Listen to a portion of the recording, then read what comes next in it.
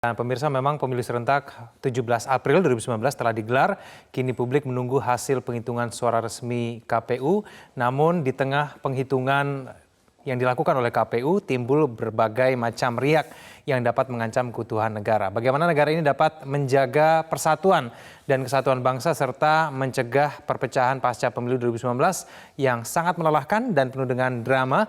Saat ini saya telah bergabung bersama dengan mantan Komisioner KPU Hadar Nafis Gumai. Pak Gumai, selamat pagi. Terima kasih telah hadir bersama kami di Metro Pagi Prime Time. Dan juga telah bergabung bersama kami ada Pak Mahfud MD, mantan Ketua MK, bergabung bersama kami di Bandung. Pak Mahfud, selamat pagi. Selamat pagi, Egan. Pak Mahfud, seberapa penting sebetulnya rekonsiliasi nasional kalau kita bicara konteks pada saat ini? Ya, sangat penting ya, karena kemarin itu sudah agak panas gitu. Dan mungkin pembelahannya sekarang kalau melihat sebaran kemenangan itu memang ya mengingatkan kita untuk menjadi lebih sadar segera rekonsiliasi. Karena sekarang ini kemenangan Pak Jokowi ya menang dan mungkin sulit dibalik kemenangan itu dengan cara apapun, tetapi kalau lihat sebarannya kan di beberapa provinsi-provinsi yang agak panas Pak Jokowi kalah gitu ya. Dan itu diidentifikasi tempat-tempat kemenangan Pak Prabowo itu adalah diidentifikasi yang dulunya dianggap sebagai provinsi garis keras ya dalam hal agama, misalnya Jawa Barat, Sumatera Barat, Aceh dan sebagainya, Sulawesi Selatan juga. Nah, saya kira rekonsiliasinya menjadi lebih penting untuk menyadarkan kita bahwa bangsa ini bersatu karena kesadaran akan keberagaman, dan bangsa ini hanya akan maju kalau bersatu, karena buktinya kemajuan dari tahap ke tahap kita raih karena kebersatuan kita itu. Kalau soal kemenangan, kekalahan, saya kira itu soal waktu saja dan kita akan segera selesai kalau dalam soal itu. Baik, saya ke Pak Gumai di studio. Pak Gumai, ini kan yang masih ada yang mengeluhkan dan juga menyampaikan mengenai beberapa gangguan pemilu yang bentuknya bermacam-macam, pelanggaran pemilu juga termasuk itu, khususnya kalau di media sosial. Nah, Anda sebagai mantan Komisioner KPU melihat penyelenggaraan KPU pada saat ini seperti apa sih sebetulnya hingga kemudian kita berbicara sekarang pentingnya rekonsiliasi nasional? Ya, saya kira pada dasarnya sudah berjalan cukup baik ya. Bahwa ada kekurangan sana-sini, saya kira itu hal yang seharusnya kita bisa terima. Dan yang terpenting adalah dipastikan kalau itu memang pelanggaran yang terjadi atau kekeliruan yang terjadi, itu harus segera dikoreksi.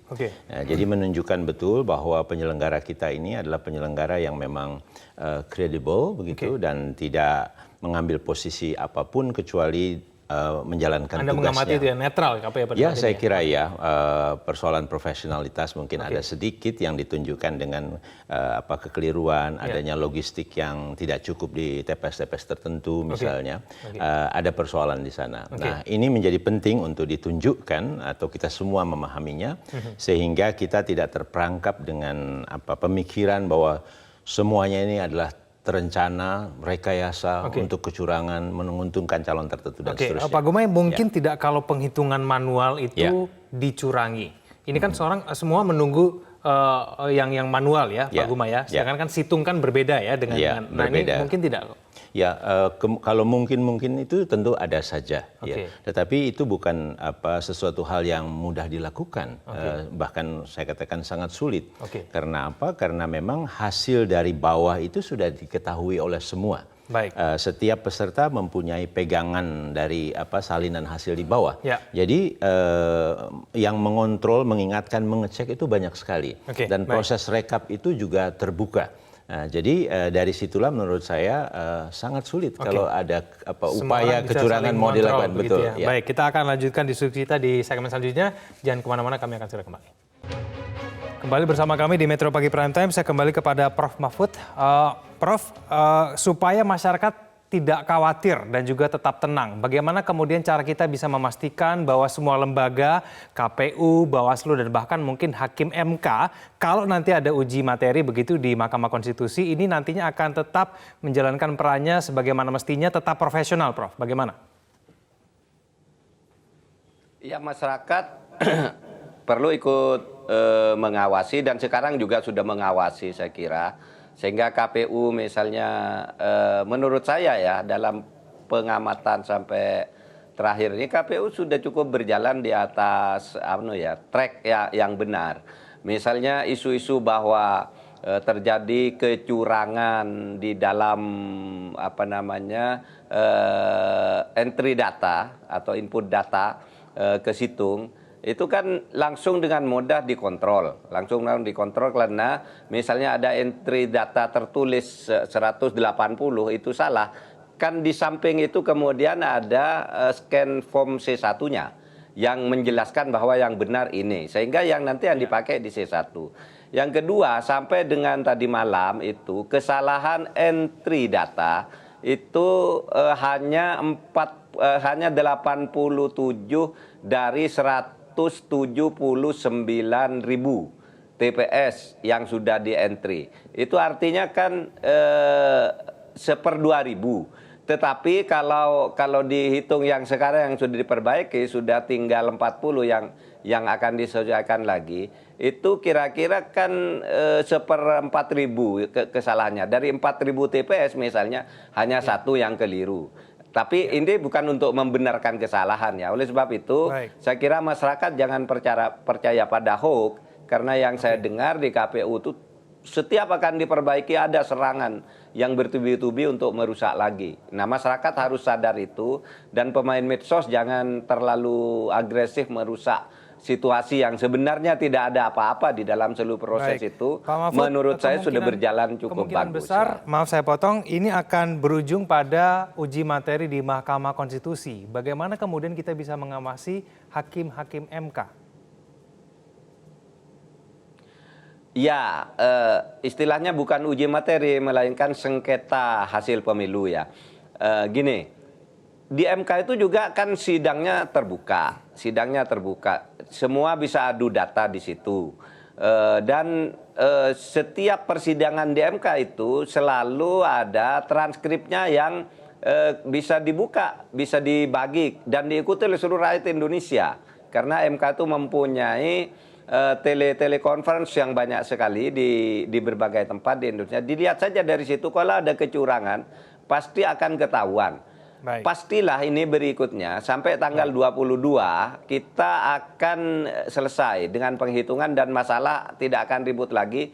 Tembakan berikutnya itu pasti MK yang akan dituduh macam-macam gitu. Sejak dulu begitu ritualnya di dalam politik pemilu ini. Sehingga kita tenang-tenang aja lah. Semua ini akan berlalu dengan baik. Oke, baik. Saya ke Pak Gumai. Pak Gumai, kalau sekarang menyikapi mengenai banyak ada laporan begitu ya di media sosial yang kita juga belum tahu itu benar atau tidak kalau kita bicara media sosial. Ini sekarang menurut Pak Gumai sendiri, mantan komisioner KPU, ini masyarakat menyikapinya seperti apa? Kalau misalnya kita harus berbicara persatuan kesatuan, tapi mungkin masih ada beberapa pelanggaran pemilu yang harus segera dituntaskan. Ya, jadi satu kita perlu cek betul kalau ada pemberitaan di media sosial misalnya. Jangan terlalu mudah kita menerima bahwa itulah faktanya, itulah sesungguhnya yang terjadi. Karena banyak sekali misinformasi, disinformasi, bahkan totally bohong begitu ya. Seolah-olah semuanya ini curang, semua ini kacau dan seterusnya. Jadi hati-hati dan juga jangan mudah kita meneruskan itu penyebarannya itu. Nah, sebetulnya kita sendiri juga bisa mengecek gitu. Jadi kalau diberitakan bahwa ini ada dirubah hasil gitu di TPS tertentu, ini ada.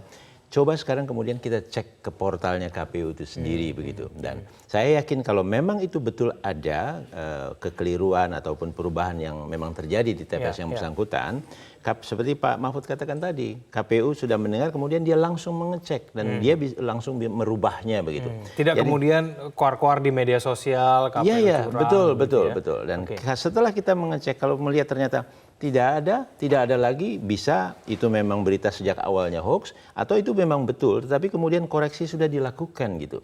Sehingga kita juga akan betul-betul yakin bahwa memang penyelenggara kita ini responsif terhadap apa masukan catatan dari masyarakat juga begitu. Nah, jadi keyakinan hal tersebut dan KPU sendiri harus betul-betul memastikan dirinya bekerja sesuai peraturan yang berlaku.